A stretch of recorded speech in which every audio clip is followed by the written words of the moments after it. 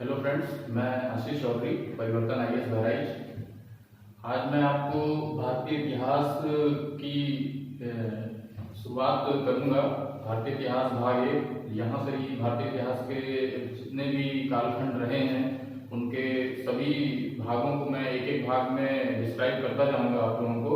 और आप सुन के भी भारतीय इतिहास का एक बहुत ही अच्छा एक ओवरव्यू आपको पता चल सकता है कि किस तरह से हम इतिहास में अपने संस्कृति और अपनी सभ्यताओं को किस तरह से हमने जिया है।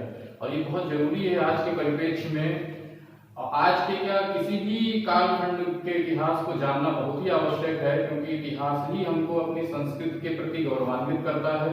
बिना इतिहास को जाने हम समाज से अपने आप को लिंक नहीं कर सकते हैं कि हम किस समाज से आते हैं और किस समाज से हमने कैसा अपने आप को विकास के चरण में अपने योगदान दिए अपनी संस्कृतियों के लिए। तो इसमें हम देखेंगे इतिहास को देखिए पढ़ने के लिए दो चीजों की बहुत आवश्यकता है, क्योंकि इतिहास जो लिखा जाता है वो पुरानी घटनाओं में क्या चीजें घटित हुई हैं इन्हीं का एक अध्ययन है। सबको पता है कि इतिहास कैसे लिखा जाता है।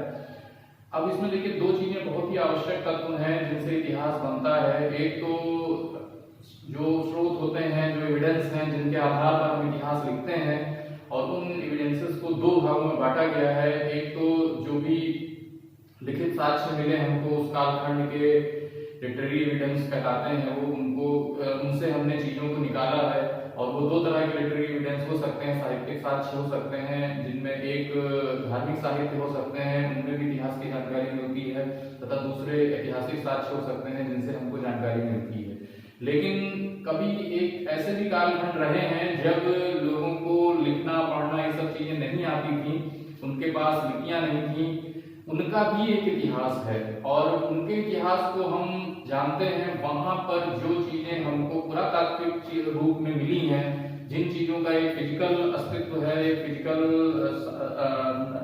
साक्ष्य के रूप में हम देख पाते हैं, उनके रहन सहन का तरीका, वो किन चीजों को यूज करते थे अपनी सभ्यता को बनाने में, तो उनसे भी इतिहास का लेखन बहुत आसानी से किया जा सकता है।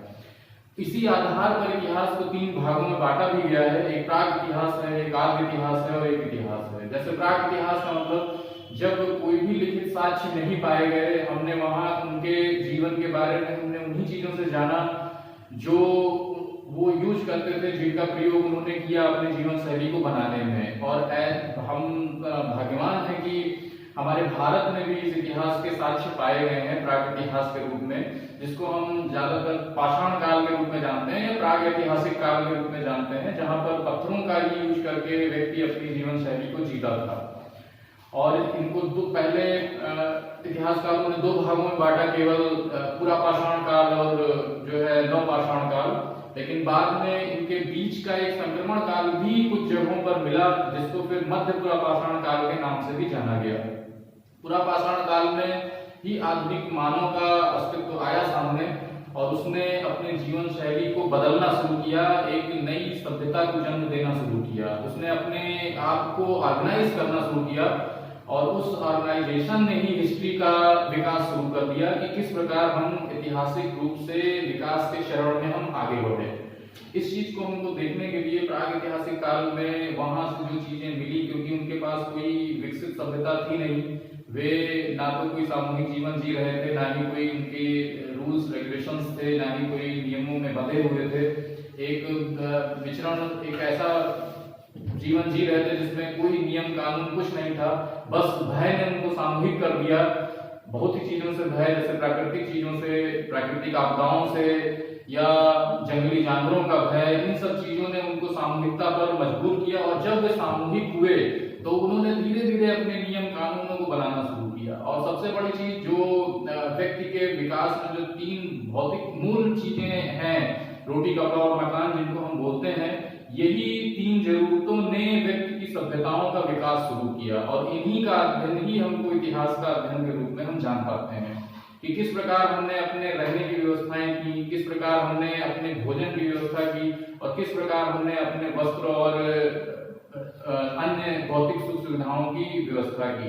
यहाँ रोटी कपड़ा मकान का अर्थ हमारे जीवन शैली से है। जैसे सबसे जो सबसे अधिक जरूरी जो चीज है हमारे जीवन के लिए वो है हमारी भूख या हमारा जो खाना है, क्योंकि बिना हम अपना भूख मिटाए हुए हम चीजों को दूसरे परिप्रेक्ष्य में नहीं ले सकते हैं, या हम विकास की कोई धारा को हम सोच भी नहीं सकते हैं कि हम विकास की ओर बढ़ पाएंगे। जैसा कि आज के काल में देख ही रहे हैं आप लोग, एक महामारी का बहुत ही प्रकोप है कोरोना वायरस का पूरे विश्व में, और आज व्यक्ति सिर्फ और सिर्फ बहुत ही मिनिमम साधनों पर रिलाई कर रहा है, बहुत ही मिनिमम साधनों पर अपनी जीवन जी रहा है, और जिसमें सबसे बड़ी जो जरूरत की चीज है वो उसकी भूख है, क्योंकि बस उसकी भूख मिट जाए। अब उसमें जरूरी नहीं कि वो क्या खा रहा है, जो उसको इजीली अवेलेबल है वही वो खा रहा है और अपने जीवन को आगे बढ़ा रहा है। यही चीज पाषाण काल में शुरू हुई।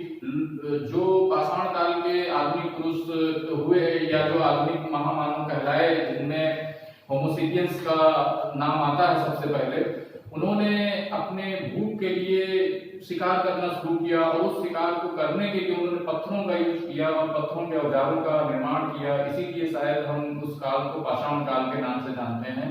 उनके औजारों से, उनके शिकार करने की पद्धतियों से, किस प्रकार उन्होंने अपने औजारों को धीरे धीरे विकसित किया, वो पाषाण काल में आता है। तो उस पर तो चर्चा बाद में एक चैप्टर वाइज करेंगे ही, पाषाण काल में क्या विशेषताएं थी, फिर उसके बाद धीरे धीरे सभ्यताएं और बननी शुरू हुई, उनके बारे में क्या विशेषताएं थी। लेकिन आज अभी जो भाग एक है उसमें हम आपको इतिहास का एक पढ़ने का तरीका या इतिहास के अध्ययन का को हम किस प्रकार से सिस्टमेटिक तरीके से हम अध्ययन कर सकते हैं, उन्हीं पर चर्चा करेंगे।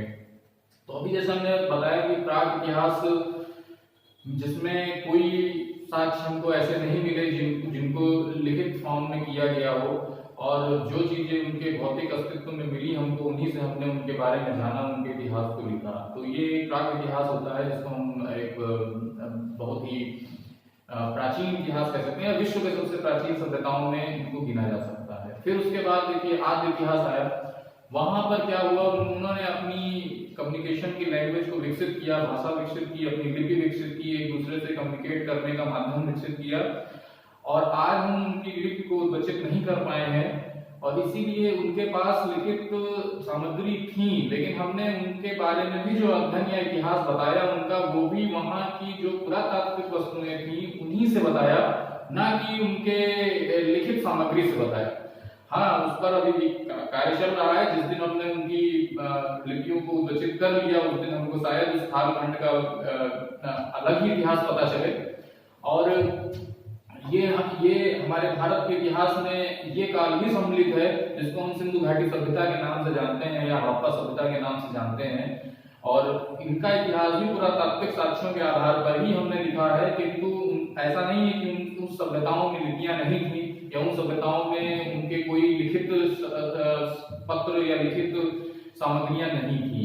इसीलिए इनको एक अलग कैटेगरी आद्य इतिहास में रखा गया। और फिर उसके बाद जब हमने इतिहास के कालक्रम में लिखित सामग्रियों को भी उद्भवित कर लिया, वहां से हमारा एक प्रॉपर इतिहास जो है, एक सामान्य इतिहास की शुरुआत होती है। तो ये तीन कैटेगरीज हैं जिनको हमने इतिहास के साक्ष्यों के आधार पर बांटा है। बाकी कालखंड में हम देखते हैं तो ईसा के जन्म से पूर्व की जितनी भी घटनाएं हैं वो ईसा पूर्व में या बीसी में आती हैं, बिफोर क्राइस्ट में, और ईसा के बाद की जितनी भी घटनाएं हैं वो ईस्वी में आती हैं। और इन कालखंडों को बताने में इन्हीं पुरातात्विक और लिखित साक्ष्यों का ही सबसे बड़ा महत्व है। पुरातात्विक साक्ष्य में बहुत सारे लेख हैं, अभिलेख हैं जिनको नहीं भी पढ़ पाए हैं, शिलालेख हैं जैसे, जो जिनका भौतिक अस्तित्व है, जिनको खास करके उत्कीर्णित किया गया है शिलालेखों पर। बर्तन है, मूर्तियां हैं, औजार हैं, ये सब पुरातात्विक सिक्के हैं, ये सब पुरातात्विक साक्ष्य के प्रमाण हैं। लिखित साक्ष्य में जैसा हमने बताया, अभी साहित्यिक साक्ष्यों को दो भागों में बांटा गया है, एक धार्मिक साहित्य और एक ऐतिहासिक साहित्य, जिनमें धार्मिक साहित्यों में उस कालखंड के धर्म ग्रंथ जो हैं वो भी इतिहास के विषय में हमको बहुत जानकारी देते हैं। और ऐतिहासिक ग्रंथों में बहुत सारे सामाजिक ग्रंथ हो गए या बहुत सारे ऐसे ग्रंथ हो गए जो सिद्धांतों पर लिखे गए, जैसे कौटिल्य की अर्थशास्त्र हो गया, या अशोक के बहुत सारे अभिलेख हैं, या बहुत सारे अन्य ग्रंथ हैं जिन्होंने हमको लिखित रूप में उस कालखंड की जानकारी प्रस्तुत की। बाकी ऐसे धीरे धीरे आगे चलने पर जो लिखित सामग्रियां थी वो अपने कालखंड के विशेष प्रमाण देने लगी, जिनसे हमको विशेष प्रमाणित इतिहास मिलने लगा। और हमारे इतिहासकारों ने, जो बुद्धिजीवी थे, उन्होंने उस प्रमाणों को पढ़ करके उस कालखंड की विशेषताओं को अपनी भाषाओं में लिखा, जिससे हम जान पाए कि हमारा गौरव क्या था या हम किस प्रकार से अपने इतिहास के प्रति गौरवान्वित हुए। तो इसी सीरीज में हम नेक्स्ट आपको बताएंगे कि किस प्रकार से हमने साहित्यिक और पुरातात्विक साक्ष्यों को अलग किया है और क्या उनसे जानकारी हमको मिलती है, किस प्रकार हम साक्ष्यों को साक्ष्यों से इतिहास लिखते हैं। तो आज इसी पॉइंट पर मैं इस क्लास को बंद करता हूँ। आगे नेक्स्ट क्लास में मैं आगे बताऊंगा।